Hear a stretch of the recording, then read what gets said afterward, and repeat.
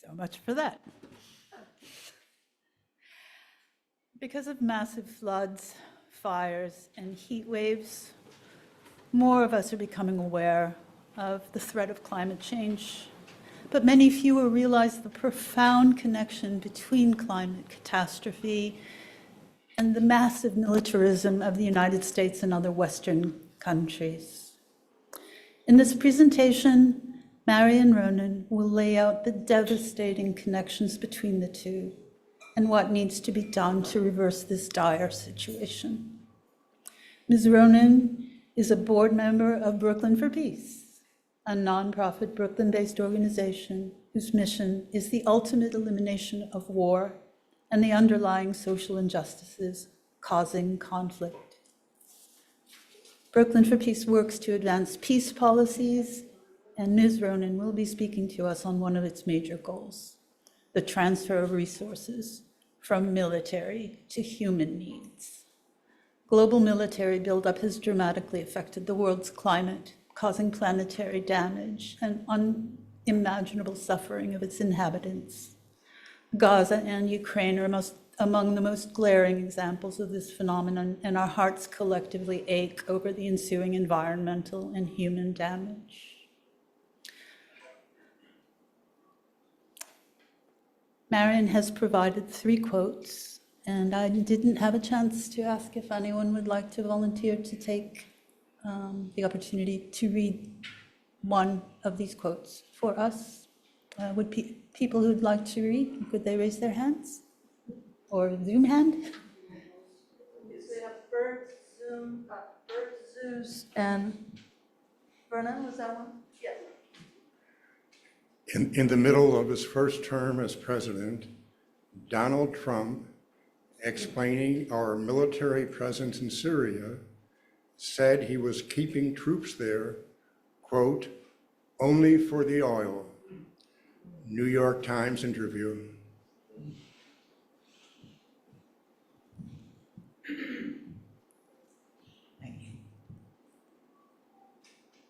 The Israeli occupation has completely damaged all elements of life and all environmental elements in Gaza. They completely destroyed the agricultural and wildlife. What is happening is for sure ecocide, coordinator of the Palestinian Environmental NGOs Network.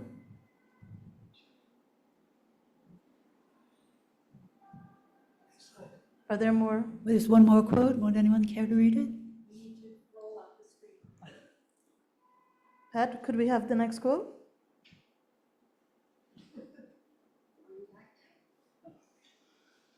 The militaries of the first UK and the US found coal, followed by oil, to be indispensable for waging war, for manufacturing weapons, transporting soldiers, bringing firepower to bear on the enemy. By basing its operations on fossil fuels, the US military contributed to their spread throughout the economy. And when both the military and the economy were thoroughly dependent on them, the protection of this essential commodity itself became the imperative of war. It's now my pleasure to introduce Brooklyn for Peace board member Marian Ronan. Let me tell you a bit about Marian before we begin. She was a professor of religion at the Graduate Theological Union at Berkeley, California from 1999 to 2008, and a research professor at Catholic Studies at New York Theological Seminary from 2009 to 2023. She's the author or co-author of 7 books and hundreds of articles. She serves on the board of Brooklyn for Peace and is a co-author of their weekly newsletter. Her current research focuses on the relationship between religion and ethics, with an emphasis on environmental racism and nuclear war. She and her husband are Ditmas Park residents. Let us all welcome our friend, neighbor, and teacher, Marian Ronan.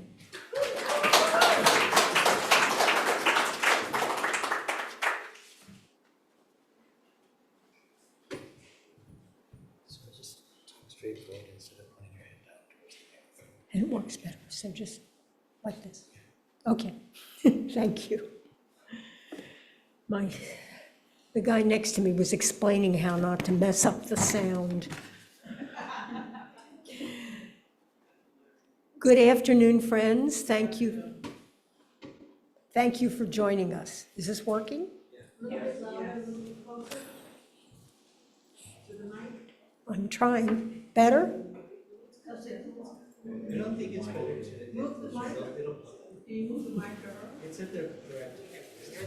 He says it's all right. How about that? I need to talk louder, and my esteemed companion says I need to talk slower. So if I go too fast, wave. All right.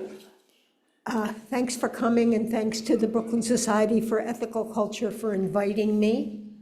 As you know, the subject of our discussion today is the relationship between militarism and the climate catastrophe.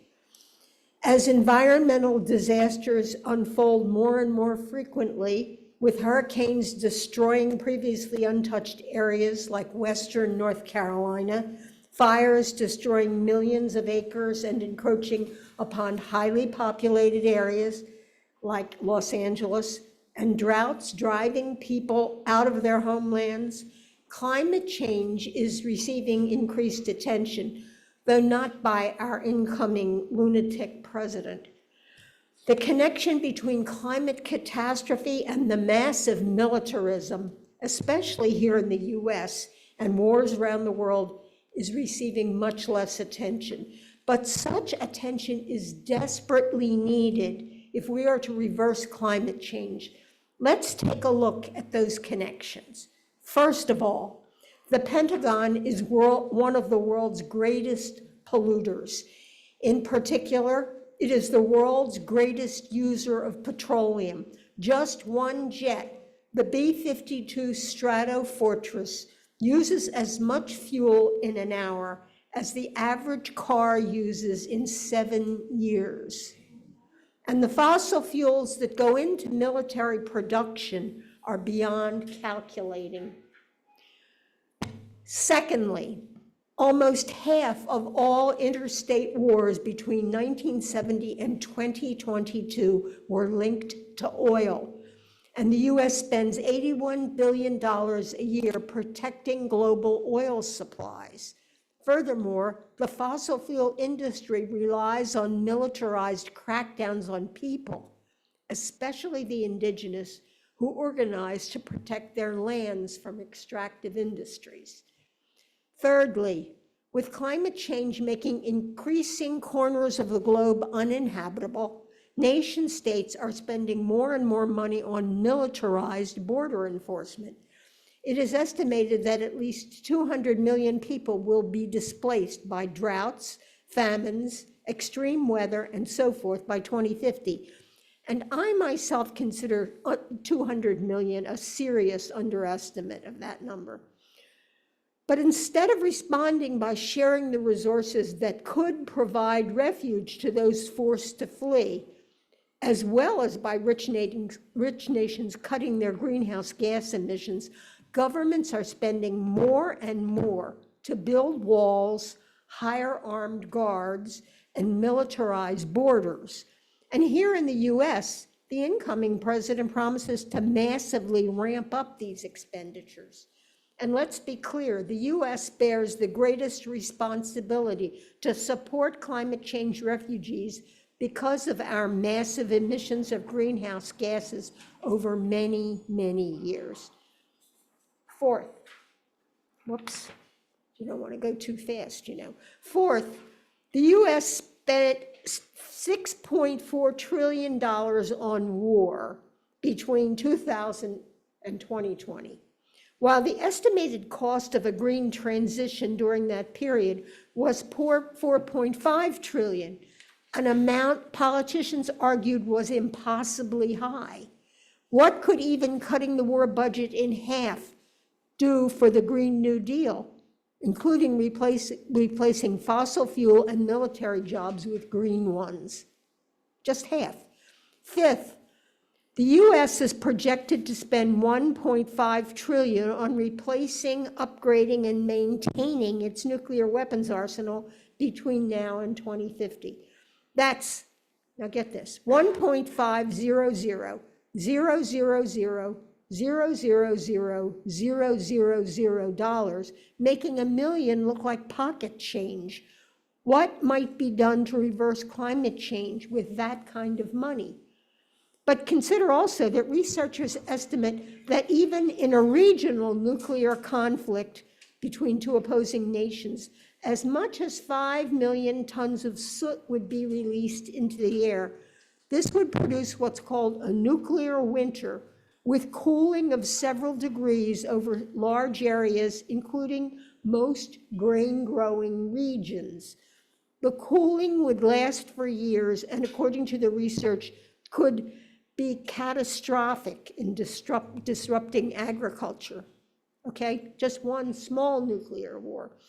Okay, let's pause for a moment and think over these first 5 links between militarism and climate crisis. First, the US is one of the world's greatest polluters. Second, half of all interstate wars during the past 50 years were fought over oil. Third, forced migration due to climate change is causing more military conflict. Fourth, the US spent $6.4 trillion on the military over the past 20 years. And fifth, we will spend $1.5 trillion on nuclear weapons upgrades between now and 2020, threatening planetary survival. Now just think about all that for a minute.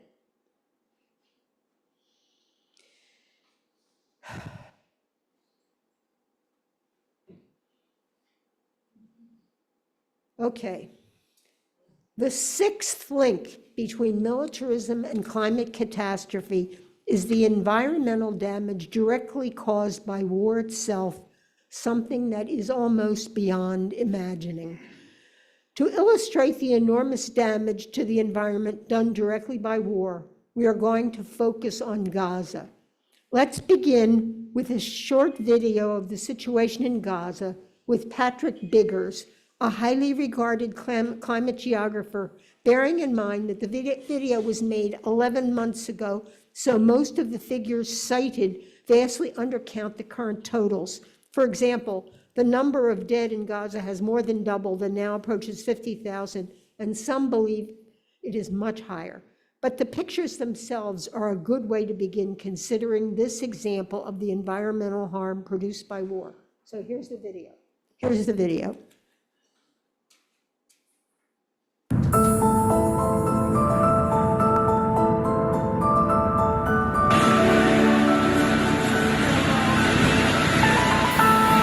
Flights, particularly from bombing raids by Israeli F-16s and supply flights by the US flying ammunition and other materials over to Israel for use in Gaza, represent the primary carbon costs of the direct phase of the conflict over the first 60 days.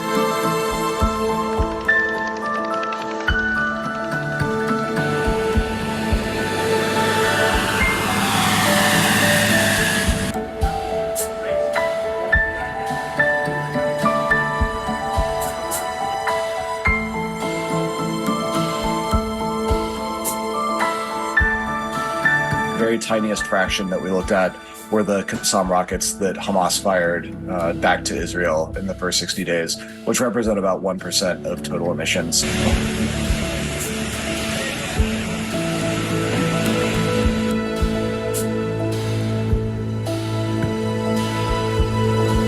we look at the carbon emissions from other conflicts on a proportional basis, we think that this is as much as a 5 to 8 times lower than the actual emissions once we account for the entire supply chain of producing all of the materials that go into destroying Gaza.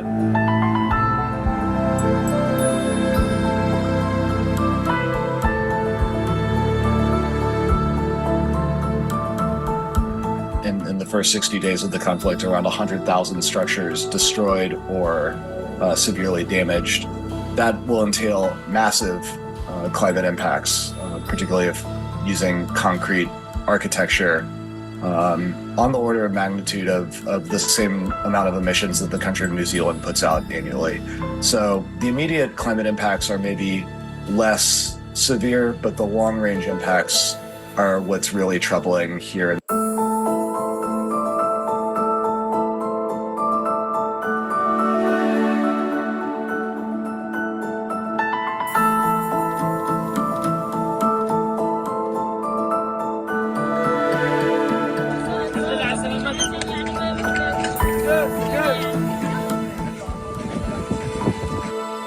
There's questions of toxic exposures. We know that following U.S. bombing campaigns in Fallujah during the occupation of Iraq caused a significant rise in various kinds of cancer that Palestinians will now be facing after having endured a much more intense bombing campaign than the U.S. ever unleashed on Fallujah.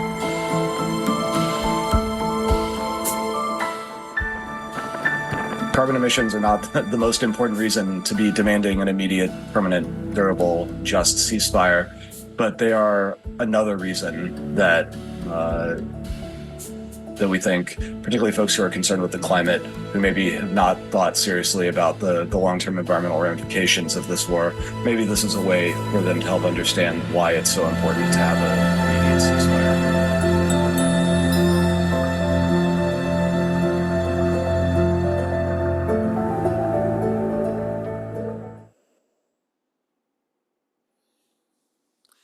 Now, to focus on the details, let's be aware that since October 7th, 2023, Israel's use of explosive weapons has generated more than 42 million tons of debris in Gaza, much of it contaminated with biological waste, unexploded bombs, and other harmful building materials.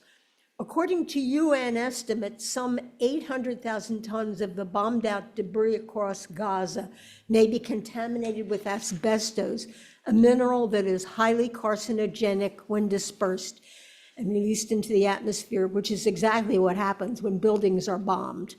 What's more, a June study by an international team of researchers found that the emissions from the first 120 days of the war alone were greater than the annual greenhouse gas emissions of 26 individual countries and territories.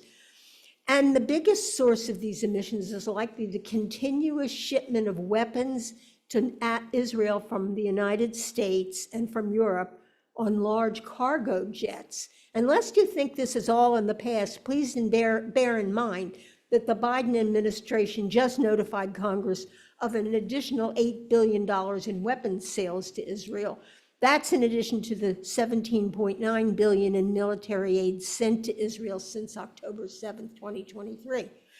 Furthermore, more than 85% of Gaza's water and sewage facilities are either partially or fully non-operational because of Israeli attacks on critical water and wastewater infrastructure.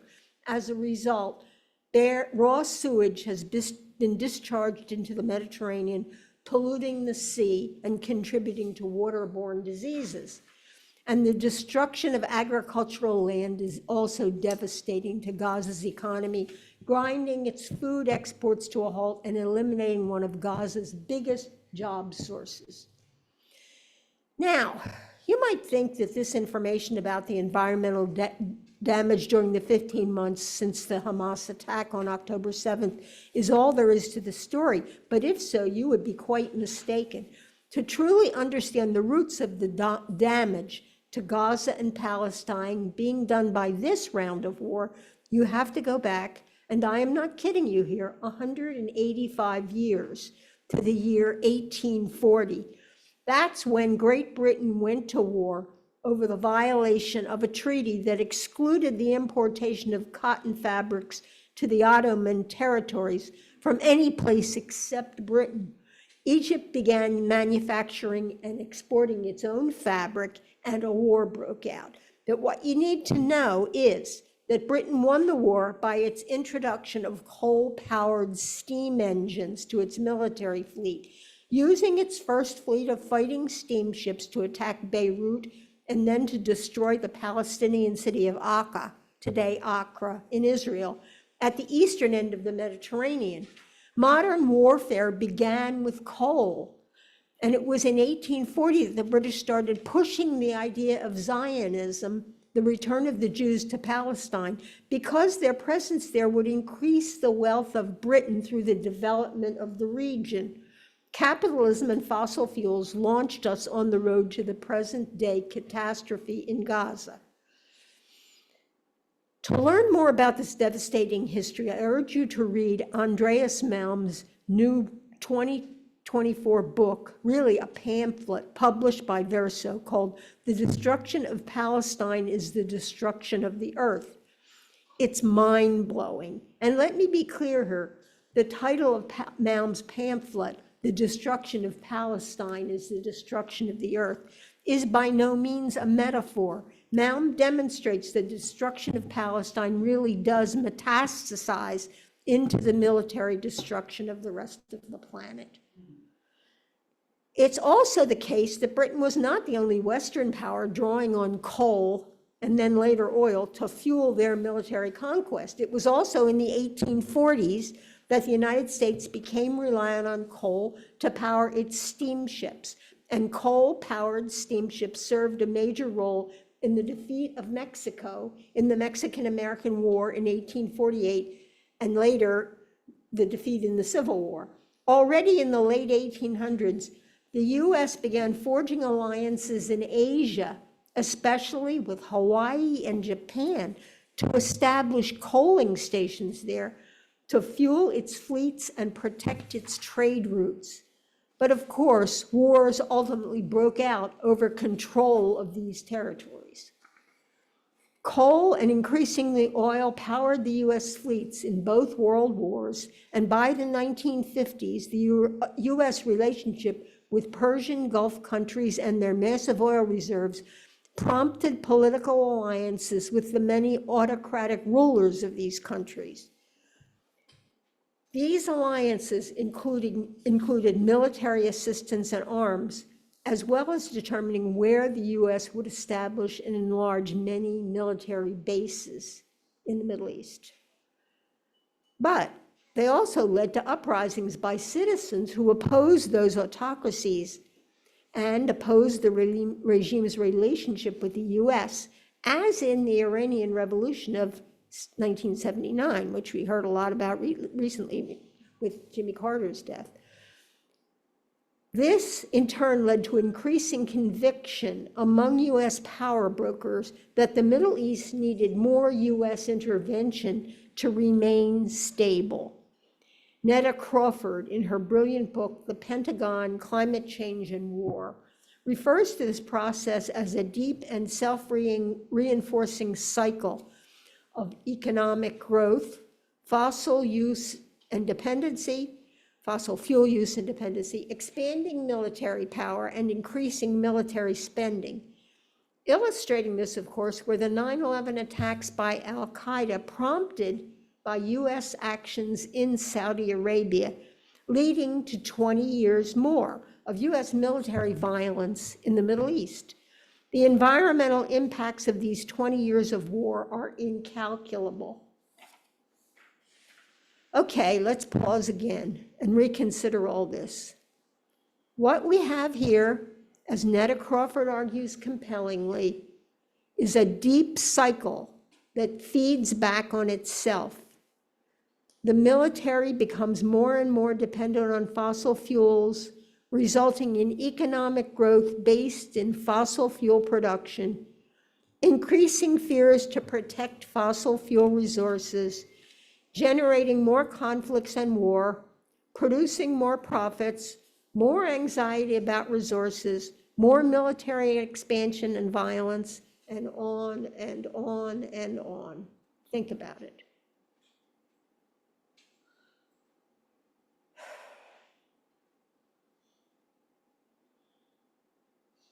Okay, as we conclude this second section, let's consider two things. First, when the UN's Kyoto Protocol was passed in 1997 and entered into force in 2005, it set binding targets for reducing greenhouse gas emissions into force and required countries to produce annual inventories of quote unquote all such emissions.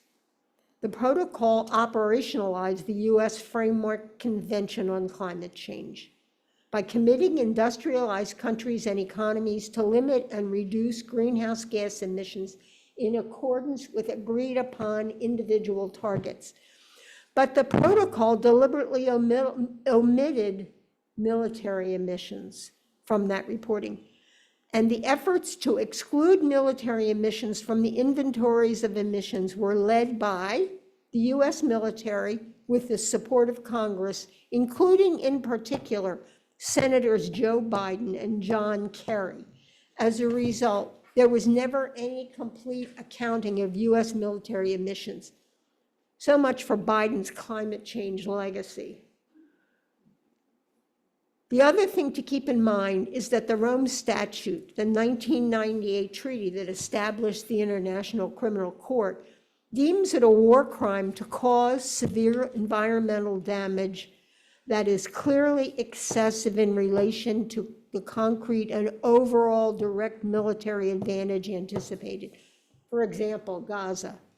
But the United States never signed on to the Rome Statute and so does not recognize the authority of the ICC and has recently denounced one of the ICC indictments. Okay, given these facts about the massive environmental harms done by militarism and wars around the world, led by gargantuan US investments in both, what on earth are we going to do about it? Some have found a reason for hope in the increasing awareness by the US military itself of the threats to national security posed by climate change. As peace studies scholar Michael Clare reports in his 2019 book, All Hell Breaking Loose, the US military establishment has been increasingly aware of the enormous threat climate change poses to its own operations. Already during the 2004 war in Iraq, the Pentagon became aware of the fragility of infrastructure dependent on power grids and fossil fuels as the enemy attacked convoys bringing such fuels to the troops.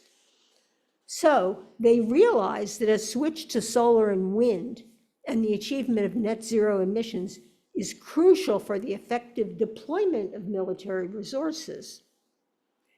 The military also became more and more aware of the damage done by floods and fire to their bases around the world and the increasing risks of wars between the great powers caused by climate-induced shifts like the melting Arctic.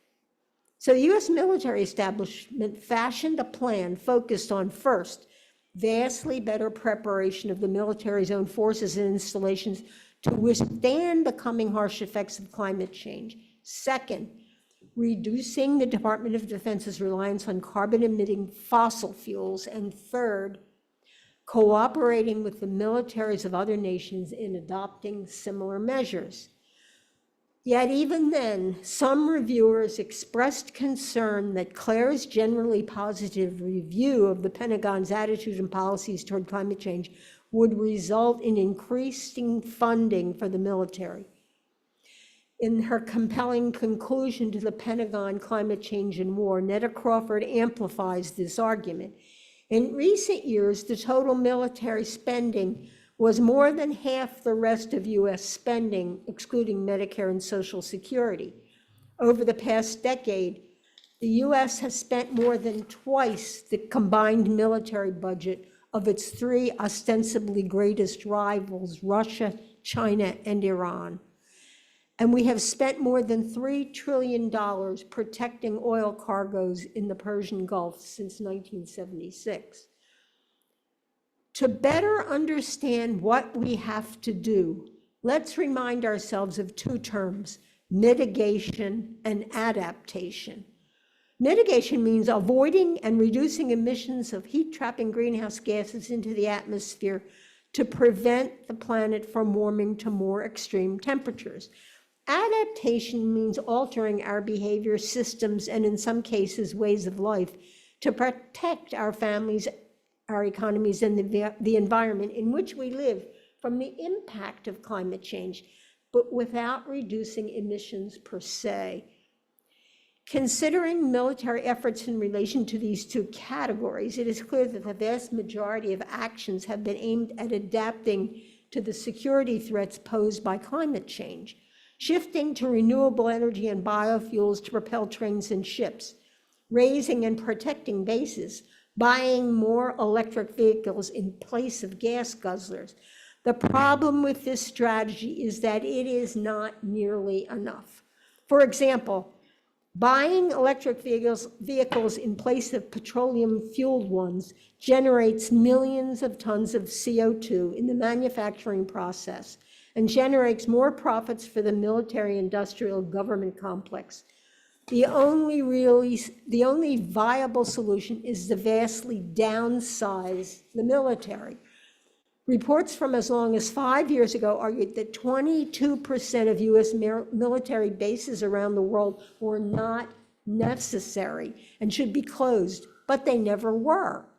Those who argued that closing such bases would harm the local economy ignored the fact that green jobs would emerge from efforts at carbon sequestration, reforestation, and the investment of resources spent on the bases for local redevelopment.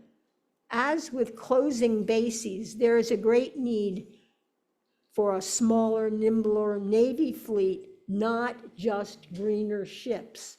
Fewer, not greener. Behind the US failure to close bases and reduce its Army and Navy forces is a long-established force posture or policy premised on fear and great power rivalry, especially over fossil fuel resources, that ratchets up tensions and therefore military forces, military industrial production, and greenhouse gas emissions. Sorry. In order to stop the conjoined crises of war and climate catastrophe, the United States and its allies must fundamentally rethink the meaning of national security and the means it uses to provide that security. In order to do this, the US must emphasize that human security depends on ecological security. To do this, the military must move beyond mere adaptation. True climate change-related conflict by massive reduction in its fuel use and greenhouse gas emission. To do this, they must significantly reduce the size of the military and its infrastructure, allowing the resources freed by reduced military spending to support a major transition in the energy infrastructure of the United States. Take the money from the military and put it into a green future. There will continue to be concerns about what our adversaries do, but the US and its allies can use other non-military tools like economic sanctions to deal with aggressive regimes. Climate change is the greatest threat to all of us, so we can't let problems like Russian aggression or Chinese economic expansion stop essential deep cuts in military and industrial emissions. We have to stop taking for granted that such emissions are essential to our way of life and thus unavoidable. If we organize to demand that the US massively reduce Pentagon-sized fossil fuel use, we can create a positive feedback loop for the global climate and the US economy to replace what Netta Crawford titles the deep cycle that has amplified global military and military industrial emissions for decades. The path to climate security does not have to lie in preparing for climate war. We can do this. We can force changes in US military policy and size that will prevent climate catastrophe. We must organize and act. We can do this. Thank you.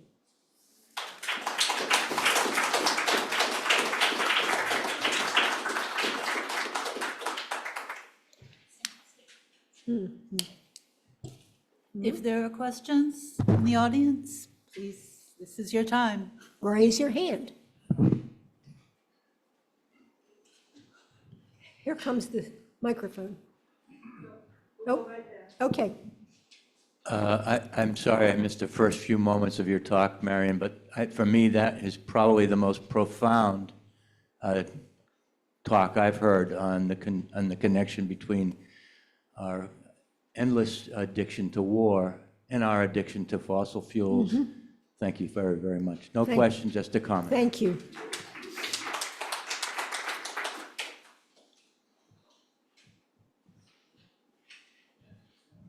Thank you very much. Thank you so much.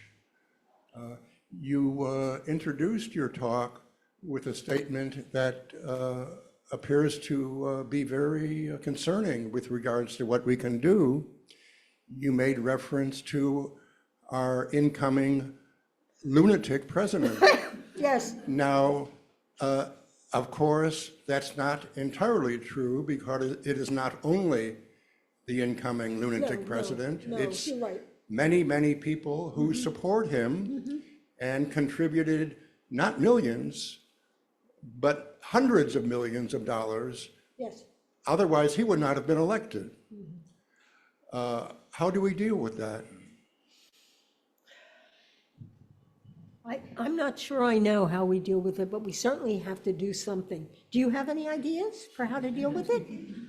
I wish I did. Yeah, me too. Organize, we have to organize. Thank you, Marian. Just quickly for the record, because what was going up on the screen was Andreas Maum, M-A-U-M. He is so vitally important to our understanding. His name is M-A-L-M. Yes, And his first book was Fossil Capital. yes, And it was a brilliant, brilliant analysis of why we're stuck with fossil fuels. yes, I think he also addressed the other issue, the elephant in the room, which is that capitalism is what's driving all Yes. of this. We cannot get out of the hole that we're in until we have system change. War, the whole issue of why we have any kind of military outposts all over the world, why we have to protect ourselves. There's so much going on. We need to change the system if we're going to survive. We need socialism. And it's not just the incoming lunatic, it's Genocide Joe, it's Obama, it's all of them, all the way along. The Democrats and the Republicans have been absolutely united in their imperial ambitions for this country. yeah. And you know, Martha, Malm begins the book, The Destruction of Palestine is a Destruction of the Earth, by showing that the first use of steam-powered bombing fleets was a trade war between Egypt and Britain over being able to export cotton fabric because they wanted to control make sure nobody but Britain could export that fabric. First use of fossil fuels, the first use of coal was to drive the working class out of their cottages in the rural areas into factories yes. in the cities, Which where they he- were imprisoned in the factories. So it was a war on the working class Yes. at the beginning of the Industrial Revolution. Yeah, because the factories had been powered by water, hydropower, but the owners of the factories had much less control over the workers because the hydropower came and went according to the power of the rivers. But when they got them into the steam-powered factories, they could control them. So that was why they did it. Yeah, the Malm book, what was it called? Fossil Capital. It's a brilliant book. We have a hand raised on Zoom. Yes. Yes, we actually have a few questions on Zoom. I'd like to highlight one in the chat first, from Stephen C. Fahy. He asks, will there be anyone addressing the question, what do we do to lastingly and legitimately change the direction of environmental destruction, locally, regionally, or nationally? I am searching for concrete, actionable steps. Well, one thing, I mean, we need to become involved in anti-war groups and climate change groups, but also those of us in those groups need to make sure that there's much more collaboration between them. Because a lot of climate change groups don't want anything to do with anti-war stuff. they seem to think that the issues are disconnected. Now, well, I've read several articles that argue that. I couldn't give you an example, but we need a lot more collaboration. And we need to reach out to young people. I mean, another thing is that young people are much more concerned about climate change than about war. They didn't have to get under their desks in school, you know, so. And then if you're ready to take Moji's question, Moji, I will unmute you now, so hold tight. Use Moji. Hi, this is Moji Aga in Boulder, Colorado. Thank you very much, Marilyn, for laying out some of the intersectionality of climate and militarism in such exquisite, beautiful, detailed, documented ways, which is absolutely quite essential. And I propose as a concrete, actionable step that we need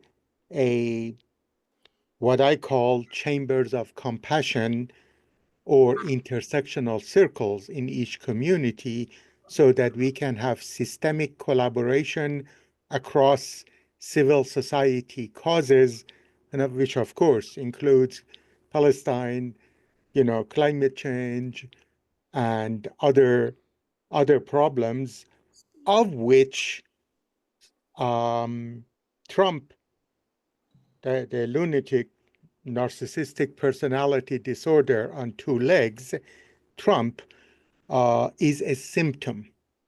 And I am a cultural psychologist, for lack of any better term. I had a project at the University of Arizona in Tucson, which got not funded because of privatization push, but anyhow, called Project on Culture and Conflict. The issue, and I am so delighted that this gathering is organized by the Brooklyn Society of Ethical/Moral Culture. And so what we are dealing with in ideological populism called Trump and MAGA and so-called Christian Americanism or Christian nationalism is a symptom of a much larger set of cultural issues that go into the collective unconscious.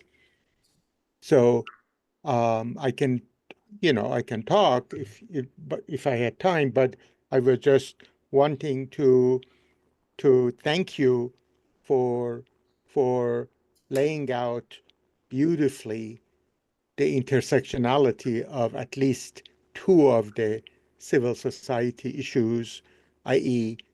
climate catastrophe and militarism, and related to it, there are other issues that you kind of alluded to. So thank you, and I wonder if you have any comments about what I've just said. Thank you very much, Moji. I did want to say that as we were driving over from Ditmas Park, I discovered that Mondoweiss, which is an online publication about Palestine, did an article today called "The Fires in Gaza and the Fires in Los Angeles Are One."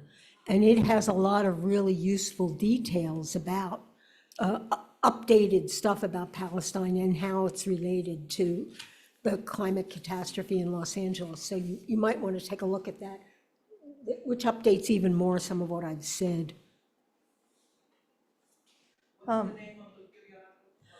Mondoweiss, Mondoweiss.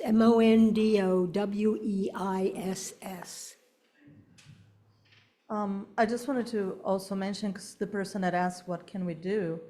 One thing that I think is underlooked is the power of influencing local politicians, especially community groups and community, because it's much easier to make a change in the local level than it is on the bigger level.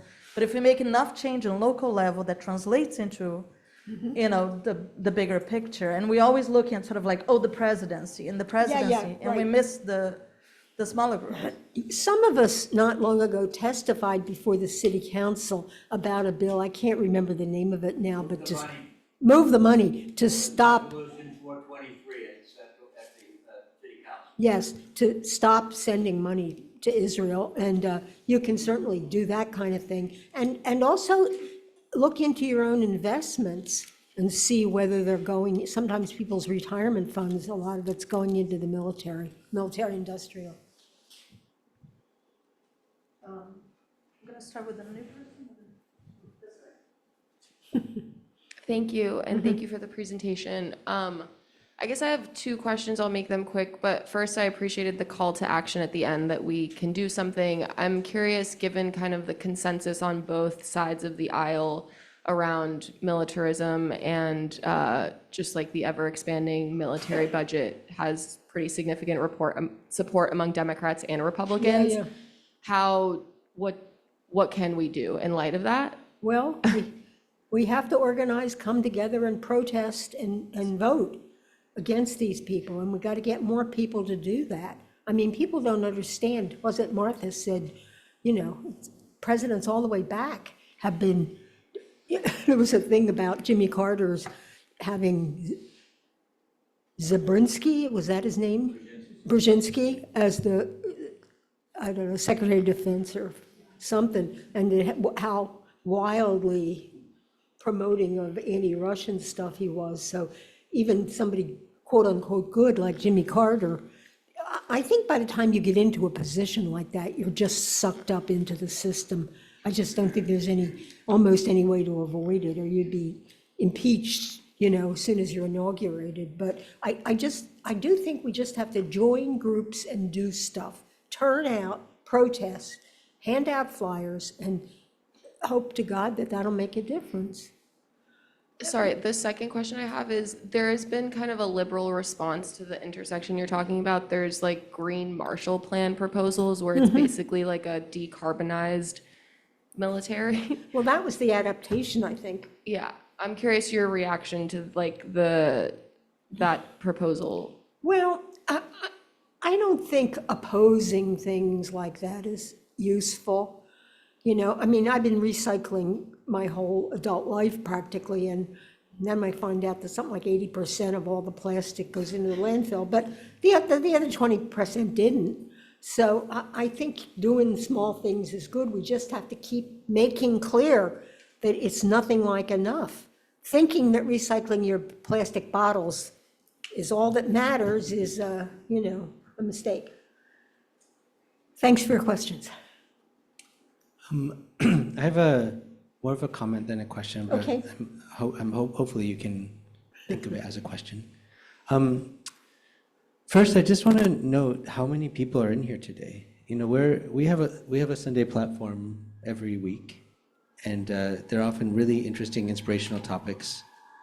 But I think we have about twice as many people here today as we usually do. Yeah. And that means that there's something really compelling about what you're talking about. We've talked about the military, we've talked about climate, and in both of those cases, we didn't have this many people in the room. And so when we think about the hopelessness of this, I would say that, you know, maybe hopelessness is merited when you don't see energy, but I see energy. I see amazing energy. I see a ton of people who came here today way more than usual because of what you're talking about. Yes. There's something going on here. There's something magical or critical that is causing extra energy to form around this concept. And that's a message to me that this is worth organizing around, Yes. more so than just climate and military by themselves. There's something about your message that's significantly increasing people's curiosity. The second is that we've talked about this, like, what do you do? And you're an expert in the problem, but I feel like there's a lot more to say about the solution, as in how to organize. Absolutely. And yesterday, I was at an event in Manhattan. There's about 150 people gathered to talk about climate change and how in New York City, the marketing and advertising industry which is the global capital of the marketing advertising industry, has done so much to confuse the public about how bad climate is. And it turns out that that propaganda onslaught that has duped people into thinking that the climate is not a crisis that will affect them in this country is sort of paralleled by the propaganda onslaught that helps buffer Palestinian genocide. As in, when people speak out about the Palestinian genocide, there's a huge sort of propaganda backlash against them, and that both of these issues, the militarism and climate, are accompanied by these massive propaganda pushes that tamp down the issues. And we believe that cutting off that, the propaganda piece, can wake people up, can allow more people to think freely about these issues. And so, the meeting yesterday was a meeting of Extinction Rebellion. It's a New York City-based climate organization. We're taking that on as a campaign, and if you want to know more about that, please come and see me. But at the meeting yesterday, we had Palestinian activists. Sorry I'm taking so long, I know we're right at time. You're doing fine. We had some Palestinian activists, and they said, yes, let's collaborate around this question of propaganda that runs through both of these issues. We have a pro-Palestinian circle within Extinction Rebellion New York City, and we'll be doing a march in solidarity with them in the next week or so. We're also trying to organize busloads of people to go down to DC after the inauguration as a Palestinian solidarity march between climate and Palestinian activists. And all of the major direct action climate organizations, contrary to what you were saying before, have a anti-genocide, pro-Palestinian stance, because we understand the connection between militarism and climate. The mainstream climate organizations like 350 and the ones that have been around for years haven't done that. I think partly because their ranks are filled with people who are sort of bought into the genocide, but the direct action groups are seeing this. That's a helpful distinction. And if you want to get involved in that, please come and see me after this as well. And there are ways to organize, there are things we can do. And the last thing I want to say is New York City hosts Fleet Week in May. It's something that rarely gets protested. It's the one time of the year that New Yorkers can express their opinions about the military, but nobody ever rises up and does anything. There's no kayaks in the harbor blocking the Navy ships that come in. There's nobody saying anything to the military personnel who are walking around Manhattan. It's a perfect opportunity to sort of make a very high impact splash about this message if people want to be involved in it. And again, if you want to be involved in that, please come and talk to me after. We're looking at our time right now, so Tom, could you be concise? Hey, thank you. Great presentation. Let me play devil's advocate for a second and talk about a capitalistic solution to the problem. So apparently, Greenlandic mud is a great opportunity for carbon sequestration that you can apparently... What's it called? What's it called? Greenlandic mud. Apparently the mud in Greenland is a great way for absorbing carbon from the atmosphere and then turning it into fertilizer. Okay, so theoretically you could do that with the cooperation of the local population who now have a new market. Maybe you give them $10,000 a year, the same way that we gave oil profits to the Alaskan population as part of the implementation of that. And you can have the military facilitate the process, put in some bases to go ahead and support this. And then the military could argue that as a result of their helping with carbon sequestration, they can now be zero net emissions when it comes to carbon. Why I understand there are all sorts of reasons against it, but I could see in our new environment, right, that kind of thing being advanced, and why is that a less likely possibility than massive political action and moving in more of a socialist direction? Yeah, and maybe under President Trump, we can just occupy Greenland and do all that, you know? That's the idea. I'm serious about it. I know you are. I didn't, sorry to make a joke, but I thought the mention kind of brought it up in my mind. Gary? We have...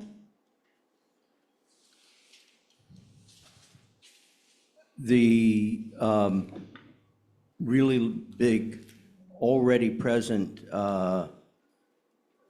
source of sequestering carbon right now are trees. And these already exist and they're very efficient and so forth. And what are we doing to deal with it? Every president has expanded the cutting down of the trees, and it's facilitated the logging industry and so forth. So not only are they expanding the increasing carbon emissions, they're actively and aggressively getting rid of the ways in which we are naturally, that we have already available to us to sequester those emissions.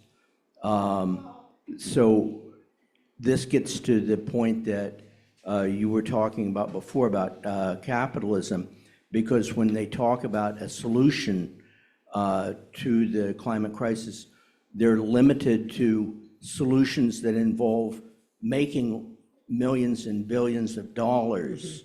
If it doesn't involve making more money, then it isn't a real solution for them.